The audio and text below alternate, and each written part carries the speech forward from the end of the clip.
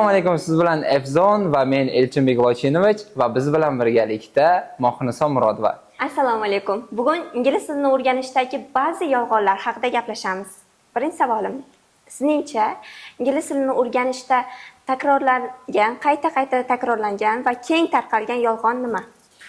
Xo'p, ingliz tili o'rganayotgan yoshlarimiz orasida va ular doim eshitib kelayotgan va ko'p holatlarda mana shu narsaga ishonib kelayotgan bir qator miflar bor. O'zimiz ham bilamiz bu narsani. Ya'ni bittasini aytadigan bo'lsam, eng yomoni bu narsani avvalo grammatikani o'rganib tugatasan, misol uchun 6 oy, 1 yil davomida, undan keyin IELTS ga yoki TOEFL ga yoki TOEFL ga yoki boshqa bir sertifikat uchun tayyorlansang bo'ladi. Bu narsa yolg'on. Xo'p, keyin yana ba'zi bir holatlarda ko'rishimiz mumkin bo'lgan 2 oy ichida, 3 oy ichida ingliz tilini o'rganamiz degan gaplar. Bu narsa ham aslini olganimizda hech qanday ma'no kasb etmaydigan yolg'onlardan biri hisoblanadi. Va yana bitta qo'shimcha qila olaman. Instagram Reels'larda ko'p ko'ramiz. 25 kun ichida speaking chiqazib beramiz. Bunga nima qanday qaraysiz? Albatta, 25 kun ichida speaking chiqazib berishingiz mumkin. Kimda o'zi ingliz tilini biladigan odamda ma'lum bir yangi fikrlarni shakllantirib berishingiz mumkin. Lekin umuman ingliz tilidan, hattoki harflaridan boshqasidan xabari bo'lmagan shaxsni 25 kun emas, u siz umuman olib qarasangiz 2,5 oy, 3 oy ichida ham unda hech qanaqa speakingni chiqazib bera olmay qolishingiz mumkin. Keyingi savol, nima uchun odamlar mana ingliz tilini o'rganayotgan paytda muhitni yaratish kerak, ingliz tili muhitini yaratish kerak deb o'ylashadi? Yoki chet elga borib kelsa, tezroq ingliz tilini o'rganadi degan fikrlar ham bor. Xo'p, bu narsa bir taraflama olib qarasak to'g'ri. Aslida aytganimizdek tanganing ikki tarafi bor. Bir taraflama olib qarasak to'g'ri, ikkinchi taraflama olib qarasak bu narsa noto'g'ri. Ya'ni qanday? Rostdan ham ingliz tilini o'rganishingiz uchun sizda muhit bo'ladigan bo'lsa, ya'ni atrofingizdagi shaxslarning barchasi ingliz tilida gaplashadigan insonlar bo'ladigan bo'lsa, sizda nutqingiz tezroq rivojlanadi. Ingliz tilida gapirishingiz tezroq oshadi. Bu haqiqat. Chetga borib kelsa ingliz tilini tezroq o'rganadi degan narsa ham aynan mana shu muhitni nazarda tutgan holatda aytilgan. Ikkinchi tomonlama olib qaraydigan bo'lsak, aynan sertifikat uchun yoki ma'lum bir ish uchun, aytganimizdek boyagidek IELTS uchun yoki boshqa bir sertifikat uchun bo'ladigan bo'lsa, bu narsa sizga kuchli foyda bermaydi. Sababi ingliz bo'lib tug'ilgan, ya'ni native speakerlarni o'zi ham misol uchun IELTS dan yoki boshqa bir sertifikatlardan 9 yoki 8 ballni olib bera olmaydi. Nega? Ularda nutq bor, so'zlashish qobiliyati bor, lekin boshqa qobiliyatlar ham borda bu yerda. Ya'ni uni o'ziga yarasha kerakli bo'lgan jihatlari bo'ladi, strukturalari bo'ladi. Xuddiki siz ona tilidan hozir misol uchun sizni o'zingizda ona tilingiz o'zbek tili, lekin o'zbek tilidan sertifikat topshiradigan bo'lsangiz, B1 yoki B2 darajani olishingizni o'zi muammoli holat. Shunday. Muhit bo'ladigan bo'lsa, insonni o'zi ham majbur bo'ladi. Keyingi savolim, siz o'zingizda amaliyotingizda, o'quvchilaringizda ham bo'lganmi yolg'onlar, qandaydir reklamalarga ishonish, 3 oyda o'rgatyapti, lekin biza qancha vaqtdan beri kelamiz, lekin foydasi bo'lmayapti degan fikrlar bo'lganmi? Da, bo'lgan. Aynan qisqa vaqt mavzusida emas, balki uzoq vaqt mavzusida ham bunaqa holatlar bo'lgan. Misol uchun yaqinda bo'lgan narsa, bu real hayotda bo'lgan. Xo'p, keldilar, men 1 yildan beri ingliz tilini o'rganyapman. Xo'p, yaxshi. Va menda yana 2 yilim bor ekan ingliz tilidan sertifikat olish uchun tayyor bo'lishimga. Bu degani umumiy hisobda 3 yilni tashkil etyapti. Nega? Kim aytdi? Menga o'qituvchim shu narsani aytdilar. Biz 1 yil, 1,5 yil davomida grammatikani o'rganar ekanmiz, undan so'ng esa IELTS ga o'tar ekanmiz yoki TOEFL ga o'tar ekanmiz. Bitta tilni o'rganish uchun 3 yil vaqt kerak degan narsa bu umuman bo'lmagan narsa. Xo'p, haqiqatda statistik ma'lumotini olib qaraydigan bo'lsak, ilmiy faktlarga qaraydigan bo'lsak ham, bitta tilni o'rganish uchun 6 oydan 1 yilgacha bo'lgan vaqt уже normada, даже maksimal darajada hisoblanadi bu. Уже 1 yildan o'tib ketdimi, bu insonda yoki u tilni o'rganish uchun hech qanday tashqi ta'sir yo'q, xohish yo'q, yoki unda qanaqadir muammoli holat bo'lishi mumkin. Bu narsa talantga ham boshqaga ham bog'liq deb o'ylayman men. Chunki kimlardir bu narsani o'rgana oladi, kimlardir o'rgana olmaydi. Tug'ma qobiliyat. Albatta, tug'ma qobiliyat degan narsaga ham bir tarafdan yon bossamiz Endi 100% bu narsaga ishonib qolmaymiz lekin ba'zi bir holatlarda bu narsaga ham ishonamiz. Chunki insonning xarakteri o'zi bilan tug'iladi deb aytiladi-ku. Insonda xarakter orttirilmaydi, insonning xarakteri o'zi bilan birgalikda tug'iladi. Shunday xarakterli insonlar borki, ular tabiatan juda ham og'ir bosiq va hamma ishni juda ham sekinlik bilan bajarishadi. Ba'zi insonlar bor doimo shoshqaloq. Hamma narsani tezroq bajarilishini, tezroq bosib o'tishini istashadi. Bunday insonlar til o'rganayotganlarida ham, boshqa bir yangi sohani o'rganayotganlarida ham juda tez kirishib ketishadi, juda tez o'rganib olishadi. Xarakteri bosiq bo'lgan insonlarda esa bu biroz og'ir kechadigan jarayon. Ularni avvalo ushbu tilni muhitiga kirishib ketishning o'zi muammoli holat hisoblanadi. Va boshqalar bir oyda bu narsaga erishsa, ular 2-3 oy davomida hali endi muhitga kirishgan bo'lishadi. Ularni oddiygina atrof muhitdagi insonlar bilan suhbat olib borishlarini o'zi ham qiyin. Misol aytamiz-ku, ba'zi bir o'zimizda ham atrofimizda bo'ladi. Ular kirishimli emas. Unga bitta gapirsangiz ham arang sizga javob berishadi-da. Ya'ni to'liq siz bilan chiqishib ketib, yaxshi gaplashib ketisha olmaydi. Unday insonlarda gapirish qobiliyatini, ya'ni speakingni oshirish bu juda ham muammoli holat. Yoki qobiliyatni xotira bilan bog'liq qobiliyatlar bo'lishi mumkin. Tez eslab qolish. Albatta, bunday holatlar ham bo'ladi. Misol uchun kimdadir tez eslab qolish qobiliyati bo'ladigan bo'lsa, ularda bu narsa bo'yicha muammo yo'q. Lekin agar xotira bo'yicha muammolar bo'lsa, buni ustida ham ishlash kerak. Ya'ni xotirani qanday qilib kuchaytirish kerak, nimalar foyda beradi bu narsaga? Chunki hamma tilda ham agar so'z boyligingiz yetarli bo'lmasa, siz baribir gapira olmaysiz, siz baribir yoza olmaysiz bu narsalarni. Hozir 21-asr texnologiya asri bo'lgani uchun sun'iy intellektlar, ingliz tilini o'rganish uchun resurslar juda ham ko'p. Albatta. Bunga qanday qaraysiz? Foyda beradimi yoki sizning qanday? Xo'p, telefonlar, umuman internet kelib, o'sha internet bizni hayotimizga kirib kelgan vaqtda bu narsaga menda juda ko'p bo'lmadi. Endi sun'iy intellekt-ku, bu juda ham yangi bo'lib kirib kelgan narsa bo'ldi. Avvalo telefondan boshlaydigan bo'lsak, telefon kirib keldi, internet kirib keldi, bizda kitoblardan, boshqalardan, internetdagi istagan manbalardan foydalanishda bizda imkoniyatlarimiz kengaydi. O'shanday vaqtda ham insonlardan eshitdik, telefon bo'ldi, tipa balo bo'ldi, bolalarni ajratib bo'lmayapti, hammani xayolini olib qo'yapti. Hamma narsada bir yaxshisi, bir yomoni bo'ladi. Agar siz o'zingiz to'g'ri maqsadda foydalansangiz, sizda kelajakdagi maqsadingiz aniq bo'lsa, shu narsa uchun ishlataman desangiz, undan yaxshi narsa yo'q. O'zingiz maqsadsiz shaxs bo'lsangiz, o'zingizda u narsa yo'q bo'ladigan bo'lsa, ertaga nima qilishingizni hatto rejalashtirmaydigan inson bo'lsangiz, undan yomon narsa yo'q. Chunki sizda bor vaqtingizni ham ishlatib qo'yadi u, sarflab qo'yadi u narsa. Sun'iy intellekt mavzusiga keladigan bo'lsak, rostdan bu ajoyib narsa.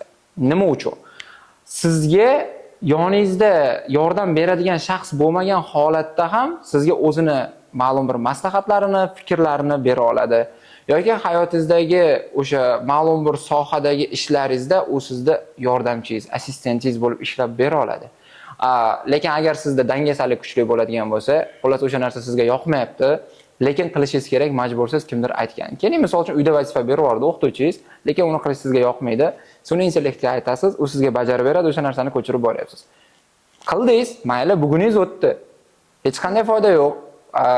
Lekin ertagachi, kelajakdachi, u sun'iy intellekt sizga kelajakdagi oilaviy hayotingizda ham, sizning ro'zg'oringizda ham yoki ilmiy darajangizda boshqa narsangizni hal qilib bera olmaydi-ku. Shularni tushungan holatda, mana shularga o'ziga o'zi savol berib ko'rgan holatda foydalansa, bu doimo foydali narsa bo'lib ishlab beradi. Yillar o'tib, yaqin kelajakni aytaman, 5 yildan keyin resurslar yana ham ko'payadi. Ingliz tili, nafaqat ingliz tili, boshqa tillarni o'rganishda ham resurs ko'payishi mumkin. Albatta. O'shanda o'qituvchiga muhtoj bo'lamizmi? Bir narsa bor, bir haqiqat bor. Buni hech kim inkor eta olmaydi.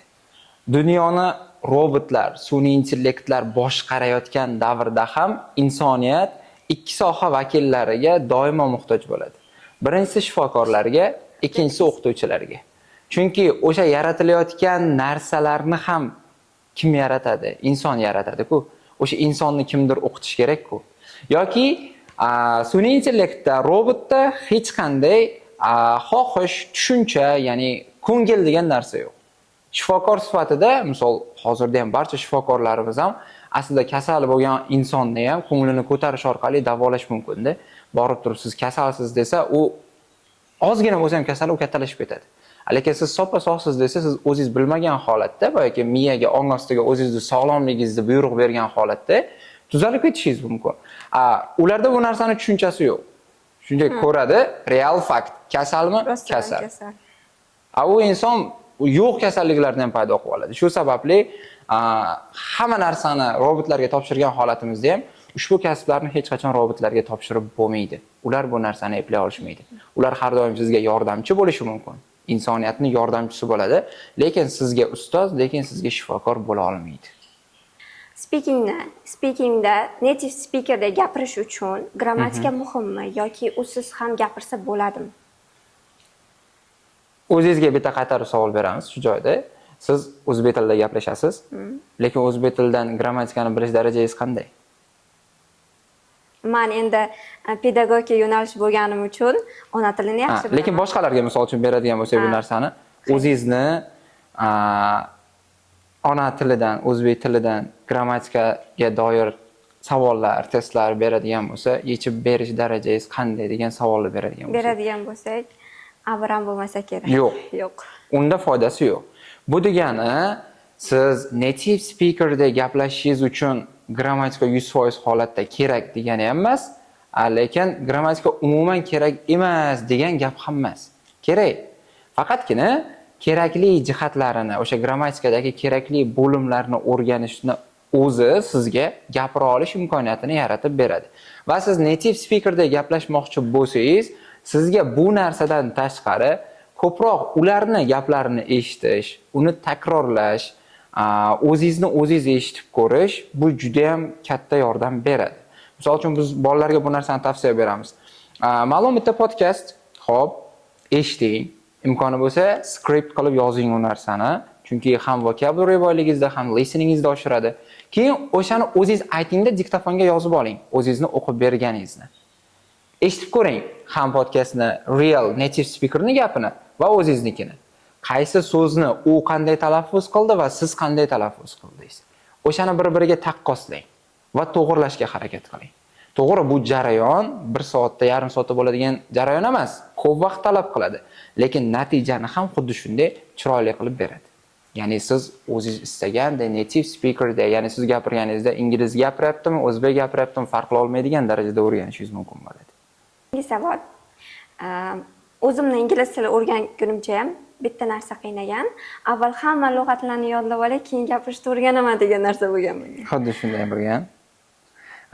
Bundan tashqari yana bo'lgan holatlar, misol uchun keling, grammatikani o'rganishga keladigan bo'lsak, xo'p, aynan bitta zamonlar degan tema bo'ladigan bo'lsa, mana shu temani 5 oy, 6 oylab o'rganganmiz.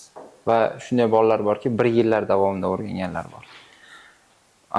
Xo'p, avval lug'atlarni yodlab olay, keyin gapirishni o'rganaman degan narsa. Xo'p, siz so'z boyligingiz bo'ladi, lekin so'zni bir-biriga bog'lay olish degan qobiliyatingizda o'zi bo'lmaydi.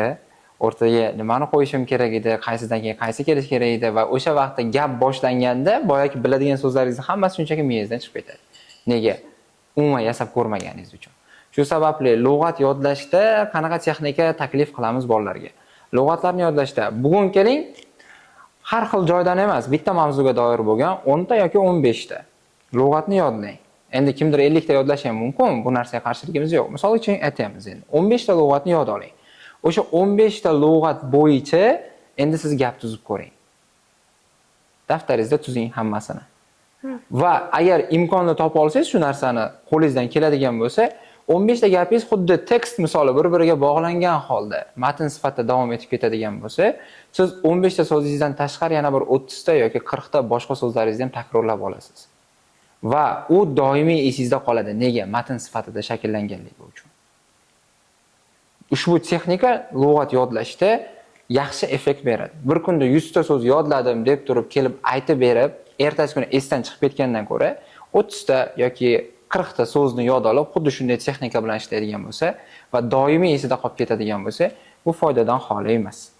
Xo'p, endi grammatikani o'rganish mavzusiga keladigan bo'lsak, bizda bu narsa endi bilmadim kimga qanaqa birovning ishiga yo boshqa narsasiga aralashish niyatimiz yo'q. demoqchi bo'lganimizki, o'sha 16 ta zamonmi, 26 tami, 12 tami hammani aytish har xil. Xullas, olib qaraydigan bo'lsak, ushbu zamonlar degan mavzuni maksimal darajada 2 ta yoki 3 ta darsda tugatib yuborsa bo'ladi. Uni hammasiga to'xtalib o'tishning hojati yo'q. Chunki o'zingiz ham bilasiz, shu vaqtgacha daraja oldingiz, IELTS oldingiz yoki TOEFL oldingiz, institutda o'qiyapsiz, suhbatlar qilyapsiz, native speakerlar bilan suhbatlar qildingiz va shu vaqtgacha aytilgan 16 ta zamondan nechtasini ishlatdingiz? Maksimal darajada 6 ta yoki 7 tasini ishlatgan bo'lasiz. Undan u yoqdagi zamonlar ishlatilmaydi. Nega? Qachon ishlatiladi? Ishlatilmaydi degani bu doimiy emas, ishlatilinadi. Qachon? Siz ilmiy ish yozayotgan bo'lishingiz mumkin ingliz tilida. Maqola yozayotgan bo'lishingiz mumkin ingliz tilida. Ana o'shanday holatlar uchun ishlatiladi. Lekin odatiy nutqda, odatiy gaplashganda hech qachon ular ishlatilmaydi. Shu sababli har bir narsaga juda ham chuqur kirib ketaman desangiz, filolog bo'lmoqchi bo'lsangiz, marhamat. O'sha sohaga kirib, hammasini nuqta virgulgacha o'rganib chiqing. Lekin til sizga faqat gaplashishingiz uchun, o'zingizni shaxsiy ehtiyojlaringiz uchun kerak bo'ladigan bo'lsa, bu narsalarga to'xtalib o'tirishning hojati yo'q. Shuning uchun aytamiz, learn English for a fun, not another thing. Ingliz tilini faqatgina xursandchilik uchun, ko'ngil uchun, gapirish uchun o'rganing. O'shanda siz ham tez o'rganasiz, ham sifatli o'rganasiz, ham talaffuzingiz juda ham chiroyli chiqadi. Men o'rganish jarayonida ko'p repetitor boramiz. O'qituvchilar almashadi, boshqa bo'ladi. Misol uchun, men litseyda o'qiganman o'zim. Litseydagi o'qituvchim bilan repetitordagi o'qituvchimga gapi to'g'ri kelmasdi, to'g'risi. Ikkilanib qolardim. Bizda filmlar, qo'shiqlar eshitib, speakingni oshirsa bo'ladi desa, ikkinchi o'qituvchimiz yo'q, bu narsani iloji yo'q. Bo'ladi. Filmlar orqali ham, qo'shiqlar orqali ham biroz miqdorda rostdan ham o'zingizda speakingizda va pronunciationingizda, talaffuzingizda chiroyli qilib oshirsangiz bo'ladi. Oshirib bo'lmaydi degan jihatga keladigan bo'lsak, qo'shiqlarda har doim ham so'zlarni to'liq foydalanishmaydi. Grammatik qoidalarga e'tibor qilishmaydi va slangdan foydalanishadi. Ya'ni jargon so'zlardan, shevadagi so'zlardan foydalanishadi. Shu sababli siz u so'zlarning nimaligini даже tushunmay qolishingiz mumkin. Lekin bu ajoyib narsa. Ularni ham o'rganganingiz ajoyib narsa. Chunki bizda o'rgangan ingliz tilimiz IELTS 8 bo'ladimi, IELTS 9 bo'ladimi, siz o'rgangansiz, olgansiz va shu ingliz tili bilan haqiqiy native speaker bilan gaplashmoqchi bo'lsangiz, siz qiyinchiliklarga duch kelasiz. Nega? Siz badiiy nutqda so'zlayapsiz. Xuddiki o'zbek tilida o'tirib sizga badiiy tilda hamma so'zlaringizni aytib bergan inson ko'zingizga g'alati ko'ringani kabi, siz ham ularning ko'ziga birozgina g'alati bo'lib ko'rinasiz. Sababi u badiiy til va uni ishlatishmaydi. Qanchadir miqdorda ishlatishadi, hammasini ham ishlatishmaydi va odatda qisqartma so'zlardan, slanglardan yoki qandaydir ma'noni ifodalovchi o'zimizda ham aytamizki, idiomalar, shunaqa so'zlardan ko'proq foydalanishadi. Va shuni Shevani aytib ketdingiz, shunga bitta savolim. Bizda o'zimiz rus tilini qo'shib gapiramiz. Ko'pchilik shunday. Nima deb o'ylaysiz, inglizlar ham boshqa tilni qo'shib gapirarmikan? Gapiradi. Inglizlarga aslida bunday olib qarasangiz, ingliz, fransuz, bu tillarni oilaviy oilasi bir xil. Bitta oiladan kelib chiqqan. Xuddiki bizda o'zbek, qozoq, qirg'iz aslida bitta turkiy tillar oilasidan kelib chiqqan singari, ular ham xuddi shunday bitta oiladan kelib chiqqan tillar. Va ingliz tilida ma'lum bir hududlarda fransuz tilidan kirib kelgan so'zlarni qo'shib ishlatilish holatlari kuzatiladi ko'pincha. Chunki asli fransuz tili mavjud edi. Undan keyin ingliz tillari paydo bo'ldi. Shu sababli ulardan qolib ketgan so'zlar ishlatilish holatlarini ko'pincha ko'rishingiz mumkin. Ayniqsa Kanadada bo'ladigan bo'lsa, aynan Kanadada fransuz tilidagi o'sha qanaqadir so'zlar boshqalar ingliz tiliga qo'shib gapiriladi. Imtihoniga kirganimda o'qituvchimiz yodlab kirma degan. Lekin ba'zi o'qituvchilar yodlab kirsang balandroq ball olib chiqasan degan. Men yodlab kirganman. O'zim shaxsan yodlab kirganman. Aynan speakingga. Speakingga. Savollarga tayyorlanib, xuddi o'sha omadmi bu boshqami, o'sha tayyorlangan nimalarim, savollarim tushgan. Xo'p. Bu yaxshi narsa, yodlab kirish imtihonga qachon sizga ingliz tili kerak emas, shunchaki bir parcha qog'oz kerak bo'ladigan bo'lsa, bu yaxshi narsa. Lekin siz ingliz tilini o'rganish uchun o'rganayotgan bo'lsangiz, unda gapirish uchun til o'rganayotgan bo'lsangiz, bu yaxshi narsa emas. Bugungi kunda juda ham ko'p ko'ramiz, qo'lida sertifikati bor, B2 levelda, lekin biroz suhbat qurmoqchi bo'lsangiz, ingliz tilida gapirishni bilmaydi. Nega? Ular aynan siz aytganingizdek, speakingda hammasini yodlab borib, yodlab kirib topshirib chiqqan shaxslar. Sababi yoshligimdan o'rganayotgan bo'lsam, bizda faqat grammatika bo'lgan. Albatta. Grammatika bo'lgandan keyin hamma narsa qotib qolgan. Speaking ham, listening ham, to'satdan sefr imtihoni chiqib qolgan. U narsa ko'p bo'lmadi-da. IELTS bor edi to'g'ri, lekin seferga unchalik muhtojligimiz yo'q edi, chunki DTM imtihonlarimizga ham grammatika bilan kirsak bo'lardi. Sefer imtihoni chiqib qolmadi. Shunchaki DTMdagi savollar, ya'ni test savollari bekor qilindi-da, faqatgina sertifikatlar qabul qilinishi yuzasidan qarorlar chiqarildi. O'shaning uchun keyin hamma seferga tayyorlanishga majbur. Yillar davomida grammatika o'rganib kelgan, gapirishda boshqa narsasi yo'q, qobiliyati yo'q. Va ba'zi bir o'sha qo'shtirnoq ichidagi o'qituvchilar ham shu narsani aniq qilishdi-da, tayyor tushadigan savollarni bilib olib, o'shani yodlab kirsanglar olasizlar, yodlab kirsang unaqa bo'lasan, bunaqa bo'lasan olishdi. Xo'p, to'g'ri, yomonlashga haqqimiz yo'qdir, hamma ham o'qituvchi yoki o'zlarini o'qituvchi deb bilishadi. Endi biz ham juda yuksak darajaga yo boshqa narsaga erishganimiz yo'q. Faqat tan olishimiz kerak bo'lgan haqiqatlar bor-da. Yo o'zimizni rivojlantiraylik. O'qituvchi bo'lsak, zamon bilan hamnafas bo'lgan holda yoki o'zimizni rivojlantiraylik, yoki bu sohani tark etaylik. Misol uchun, test degan davr tugadi, kerak emas bu narsa bizga. Lekin bugungi kunda o'sha testga tayyorlab kelgan o'qituvchilar ham o'quvchilarni birinchi bo'lib seni men grammatikasini tayyorlayman, keyin boshqa o'qituvchiga o'tkazaman, boshqa o'qituvchi seni speaking, reading, listening, writing qobiliyatlaringni chiqazib beradi deb aytyapti. Nega? U narsalar kerak emas. Aslida umuman kerak emas bu narsa. Birgalikda general English olib ketsak bo'ladi. Grammatikasini ham, listening, reading, speaking, writing, vocabulary'sini ham bitta qilib olib ketsak bo'ladi. Xo'p, o'shaning uchun yo o'zingizni rivojlantiring, yo bu davrani tark eting, bo'ldi. Sizni davringiz o'tdi degan. Shu narsani tan olishni istamaydi insonlar. Va muammolar, bolalarning vaqtini olish, yillar davomida ingliz tilini o'rganish mana shu yerdan kelib chiqyapti. Shunday holatda bitta savol berish kerak-da. Doimo inson o'ziga o'zi berib yurish kerak bo'lgan savollar bor. Birinchisi, o'qituvchi bo'ladigan bo'lsangiz, meni farzandim o'zim kabi insonning qo'lida o'qishini istaymanmi? Ya'ni ertaga men o'zimning farzandimni xuddi o'zim o'qitishimni istaymanmi? Bu savolga ko'pchilikdan yo'q degan javobni olganmiz. Lekin nega? Aslida tan olmaydi o'sha narsani, lekin o'zini farzandiga borib taqalayotgan joyida, yo'q, o'zimda o'qishini emas, meni farzandim chetda o'qishini, boshqada o'qishini shuni xohlayman. Nega sizni farzandingizda xohlaysizda, xalqni farzandida bu narsani xohlamaysiz? Bu birinchi savol. Ikkinchisi, o'zim boshliq bo'lsam, bitta kompaniyada, misol uchun yangi kompaniya ochdim, o'zim boshliq bo'lsam, o'zimni o'zim ishga olamanmi? O'zingiz bilasiz, o'zingizdan yaxshi biladigan inson yo'q. O'zimni ishga olamanmi? Bu savol. Uchinchisi, o'zimni boshliq deb bila olamanmi? Ya'ni o'zim boshliq bo'lgan kompaniyaga ishga kirishga o'zim rozi bo'la olamanmi? Bu uchinchisi. Ana shu savollarga javobingiz ijobiy bo'ladigan bo'lsa, marhamat, siz to'g'ri yo'ldasiz. O'zingiz yo'lingizdan davom etavering. Lekin ushbu savollarga javobingiz ijobiy emasmi, yoki o'zingizni rivojlantiring, o'zingizni o'stiring, yoki bu davradan tinchgina chiqib hayot yo'lingizni davom ettirganingiz ma'qulroq bo'ladi. Shunchaki o'zingizni ham aldamang, xalqni farzandlarini ham aldamang. Sababi bu ta'lim shunchaki bir qurilish, shunchaki bir boshqa narsa emas. Mayli, qurilishda bo'lib turadi bunaqa holatlar. Yerdagi tabiiy hodisalar tufayli bino qulashi mumkin. 50, 100, minglab odam vafot etishi mumkin.